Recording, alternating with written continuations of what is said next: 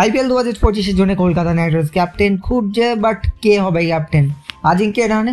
একদমই না। আজিঙ্ক্য রাহানে নিজে থেকেই বলেছে যে তার সাথে কেউ কন্ট্যাক্ট করছে না। বাট ক্যাপ্টেন কে হবে আজ আমরা এই ভিডিও জানাবো। তার কারণ কিভাবে ক্যাপ্টেন ডিসাইড হচ্ছে সেটাও আপনাদেরকে জানাবো, অর্থাৎ প্রসেসও আপনাদের জানাবো।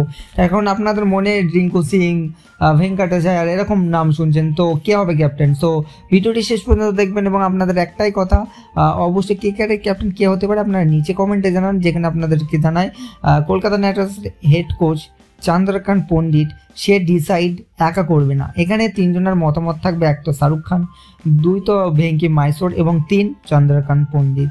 চন্দ্রকান্ত পণ্ডিত শাহরুখ খানকে গিয়ে বলবে যে কাকে ক্যাপ্টেন করাবে, আর মানে এই তিনজনের ঠিক ডিসিশন নেবে, তারপরে ক্যাপ্টেনের নাম অ্যানাউন্স হবে। সো কী হবে যে শাহরুখ খান, শাহরুখ খান চাইবে এবং চাইছে রিঙ্কু সিং ক্যাপ্টেন হোক।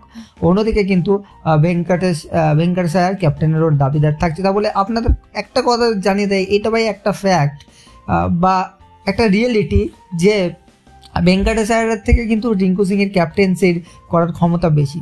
তার কারণ ডোমেস্টিক লেভেলে রিঙ্কু সিং ক্যাপ্টেন্সি করেছে ইউপির হয়ে, কিন্তু ভেঙ্কটেশ আয়ার এখনও নো এক্সপিরিয়েন্স ক্যাপ্টেন্সির। সো আমি পার্সোনালি চাচ্ছি রিঙ্কু সিং ক্যাপ্টেন হোক। কিছুক্ষণ পর বা কিছুদিন পর আপনারা অফিসিয়ালি পেয়ে যাবেন, আগে আমার চ্যানেলে পাবেন। তো সাবস্ক্রাইব করুন এবং আপনাদের মতামতে মানে